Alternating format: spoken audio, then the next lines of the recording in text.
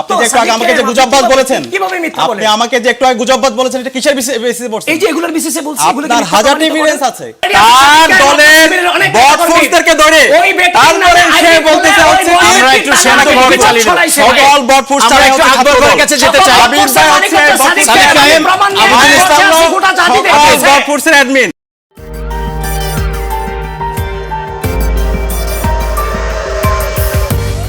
H আল বান্না, যিনি ৭১ এর বর্তমানে ভিপি, এবং হচ্ছে যে আহমেদ জুবায়ের, এবং আমাদের আলোচনাটা এগিয়ে নিতে হবে।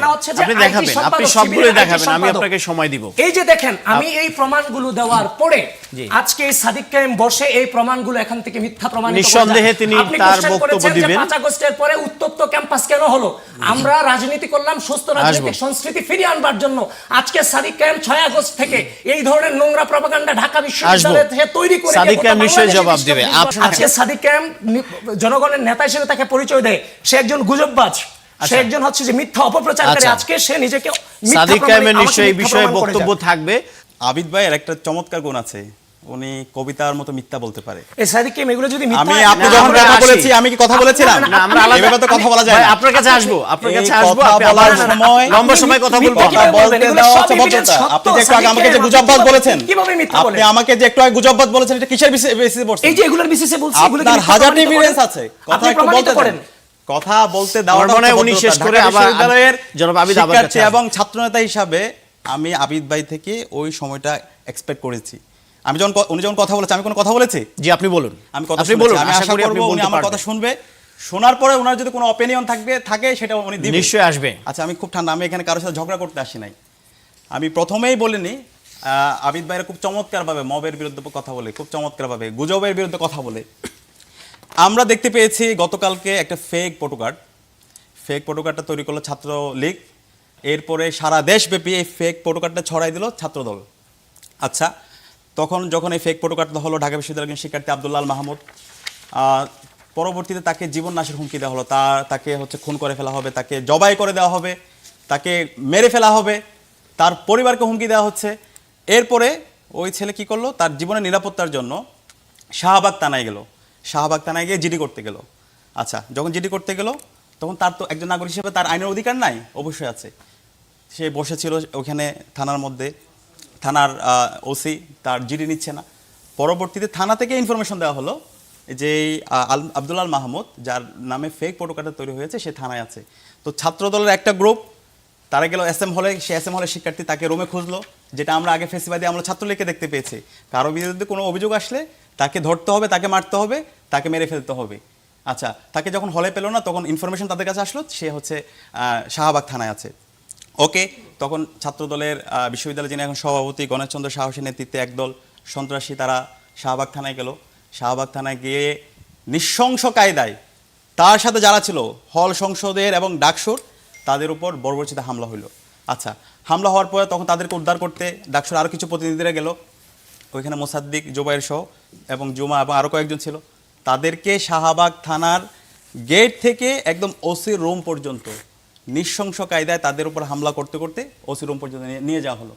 আচ্ছা, ঠিক আছে, এখন এই যে এইভাবে নৃশংস কায়দায় একজন থানার মধ্যে, এই যে আবিদ ভাই ওখানে ছিল, এবং আবিদ ভাই যে মবের বিরুদ্ধে বলে, তিনি যে গণতন্ত্রের কথা বলে, আমি চিন্তা করি উনি কীভাবে আজকে জাতির সামনে তার চেহারাটা দেখাইতেছে। ওইখানে যাওয়ার পর পরবর্তীতে আমরা যখন গেলাম শিক্ষার্থীদেরকে উদ্ধার করার জন্য, ওইখানে সম্পূর্ণ উস্কানিমূলক স্লোগান আমাদের উপর বারবার। আমাদের ওখানে মাঝহার ছিল সামনে, আমি নিজে ছিলাম। আমি যখন আমার কর্মী যারা ছিল তাদেরকে বললাম কোনো ধরনের স্লোগান দেওয়ার দরকার নাই, আমরা আসছি কথা বলার জন্য। এবং ওখানে রাকিব ভাই ছিল, তাকে বললাম এই যে আপনি নৃশংসকারী যে হামলা হচ্ছে, এটা কারণ কি? একটা ফেক ফটোকার্ড। আপনাদের যদি এভিডেন্স থাকে, অভিযোগ থাকে, সেটা থানায় অভিযোগ দেন, কিন্তু আইন হাতে তুলে নেওয়া এই থানার মধ্যে, যেখানে মানুষ নিরাপত্তার জন্য আসে, সেই থানায় আপনার ক্ষমতা দেখিয়ে এভাবে নৃশংসকারী হামলা করে, সে অধিকার আপনাকে দিয়েছে কে? রাষ্ট্রে কি কোনো আইন বলতে কিছু আছে? সরকার বলতে কিছু আছে? এরপর কি হলো, ওখানে সাংবাদিক ছিল, সাংবাদিকরা কি কোনো দলের? সাংবাদিকরা যখন তারা যখন এই হামলা করছিল, তারা তখন তার ভিডিও করছিল, তখন এই সাংবাদিকদের উপরে ঢাকা বিশ্ববিদ্যালয় সাংবাদিক সমিতি, যেটা পুরো সময় জুড়ে সবসময় জুলাই বিপ্লব অনেকগুলো ফটোকার্ডের ছিল ছবি আমি বলতেছি, এই সাংবাদিকদের উপর প্রায় 16 জন সাংবাদিকদের উপর হামলা হলো, এবং সেই সাংবাদিকদের তারা বিস্তারিত এখানে দিয়েছেন। সাংবাদিকদের উপর কিভাবে সে হামলা হয়েছে আমরা দেখতে পাচ্ছি এখানে ঢাকা বিশ্ববিদ্যালয় সাংবাদিক সমিতির সেক্রেটারি, তার শার্ট একদম ছেড়ে ফেলা হয়েছে। ক্যাম্পাস পর্যায়ে বিভিন্ন সাংবাদিক, তাদের উপর হামলা হলো। আচ্ছা, এরপরে কি হলো, যে শিক্ষার্থী ওখানে ছিল, যে যার নামে ফেক ফটো কার্ড, তাকে থানার মধ্যে 10 ঘন্টা আটকে রাখা হলো। 10 ঘন্টা আটকে রাখলাম। যখন আমি জিজ্ঞেস করছিলাম ওখানে যে পুলিশ ছিল, পুলিশের উচ্চপদস্থ যারা কর্মকর্তা ছিল, আপনার কিসের বেসিসে আপনি তাকে আটকে রাখলেন? তখন বলো উপরের নির্দেশ। সে উপরের নির্দেশ তো আমরা যে হাসিনা আমলে, হাসিনা এবং হচ্ছে ছাত্রলীগ এবং ওই সময়ে যারা সরকারে ছিল ফেসিবাদী শক্তি, তাদের নির্দেশে তো হামলা হইতো, মামলা হইতো, কাউকে গুম করে ফেলা হইতো, খুন করে ফেলা হইতো।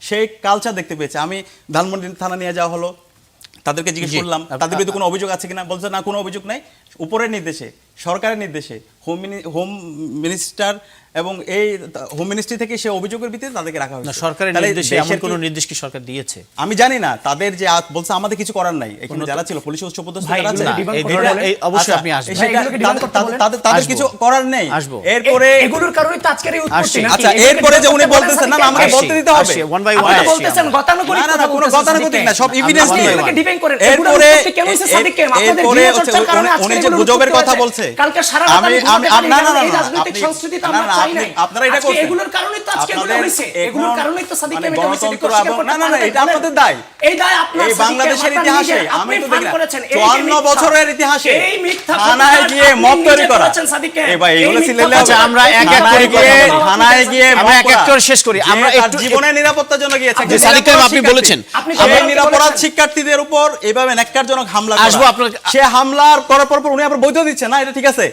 এটা কি বৈধ? আপনাদের দুজনের আপনি কাছে আমাকে আসবো। বলুন, আপনি আমাকে আমরা না, না, একটু- না, না, না। একই সাথে উনি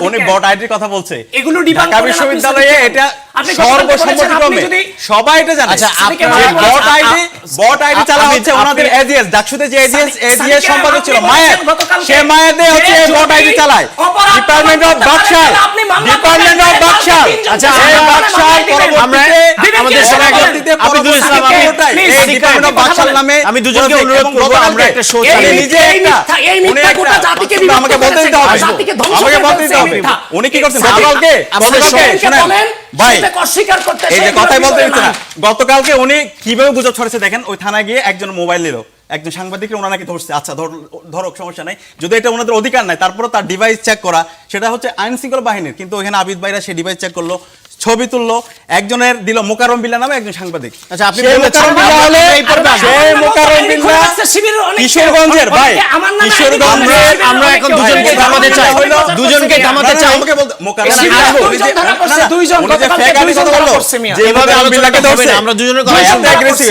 ওনাদের সাথে তাহলে বসা যাবে না। আমি এই বসা মোকাররম যাবে না বিল্লাহ- কেন ভাই? মিথ্যা- এই মোকাররম মিথ্যাগুলোকে বিল্লাহ, debunk দেখেন, করেন। মোকাররম বিল্লাহ কিশোরগঞ্জ যে এমপি প্রার্থী ছিল, তার পক্ষে সে ক্যাম্পেইনের পেজ সে চালায়। আরে ভাই, তাকে আমার ধরে উনি নামে- বলছে আমার বটফোর্স নামে ধরছে। পর্যন্ত idea আছে, তার সাদিক কায়েম দলের শিবিরের অনেক বটফোর্সদেরকে ধরে ওই ব্যক্তির তারপরে নামে সে ID বলতেছে খুলে হচ্ছে ওই কি, আমরা একটু শান্তভাবে চালিয়ে নেব। সকল বটফোর্স আমরা একটু আকবর ভাইয়ের কাছে যেতে চাই। আবির ভাই হচ্ছে সাদিক কায়েম, আবিদুল ইসলাম বটফোর্সের অ্যাডমিন। ভাই, সিল্লাইয়া আমি প্রমাণ নিয়ে আসছি এই, সাদিককে। আমি সিল্লাইয়া প্রমাণ মার্কেট নিয়ে পাওয়া আসি। যায় না, সিল্লাইয়া মার্কেট আবিদুল পাওয়া যায় ইসলাম না। খান এবং ভাই, সাদিক কায়েম, অপরাধ করছেন, আমি জাতির দুজনকে কাছে বিনয়ের ক্ষমা সাথে চান। অনুরোধ করছি, আমাদের সঙ্গে একজন অতিথি আছেন। অপরাধ আপনি সাদিক কায়েম, আপনি করেছেন। অনেক সময় নিয়েছেন। সাদিককে ক্ষমতা ঢাকা দিয়া- বিশ্ববিদ্যালয় মাটি থেকে ক্ষমতা- গোটা বাংলাদেশে যেভাবে নোংরামি ছড়িয়েছেন, ঘৃণার চর্চা করিয়েছেন, আপনি আবিদুল সাদিক ইসলাম, কায়েমের আবিদ, জনগণের কাছে আমরা একটা স্বীকৃতি টক দিব। শোতে আছি। আপনি দায়ী ওনার থাকবেন। মতো একজন, ওনার মতো আমরা- একজন। না, না, সাদিক ভাই, আপনি অনেক সময় নিয়েছেন। বলতে হবে। আপনাকে অনুরোধ উনি করবো খুব না, সুন্দর। আমাদের সঙ্গে আরেকজন সেই অতিথি যে আছে। আমরা আরে ভাই, বলতেছি, এই দেখেন, মিথ্যা- এই মিথ্যা প্রমাণ করেন। বাংলাদেশের আমরা ঠিক আছে, টকশোরে বিরোধী এগিয়ে দলের নেই। নেতা, এবার যেতে ওনাকে চাই একটু। জামাত ইসলামের যিনি হচ্ছেন আমির, তাকে বলছে সাদা শয়তান। আপনি অনেক সময় নিয়েছেন। রুচি আপনি- বল- আপনি যিনি বলবেন। করতে দেখেন। যিনি গুজব না, না, ছড়াবে বলবো একটা না দলের বিষয়টা। যিনি একটা গুজব ছড়াবে, ছাত্র যিনি সংগঠনের অপরাধী, আবিদ, নেতৃত্ব গুজব পর্যায়ে বাজ যিনি এবং সাদা মিথ্যাবাদী, শয়তান। তাকে কি তাহলে বলবো না, তাকে আমি বলবো দুজনকে না। অনুরোধ করবো, আমি দুজনকে অনুরোধ করছি, আমার দিকে এই আপনারা আমাকে অ্যাড্রেস করে কথা বলেন। না, আরে ভাই, ওনাকে এই মিথ্যাগুলো আসছে, কি আসছে, আসছে, আপনার আপনার কথা সাথে আমি আমি কোনো আসছি। কথাই বলি নাই।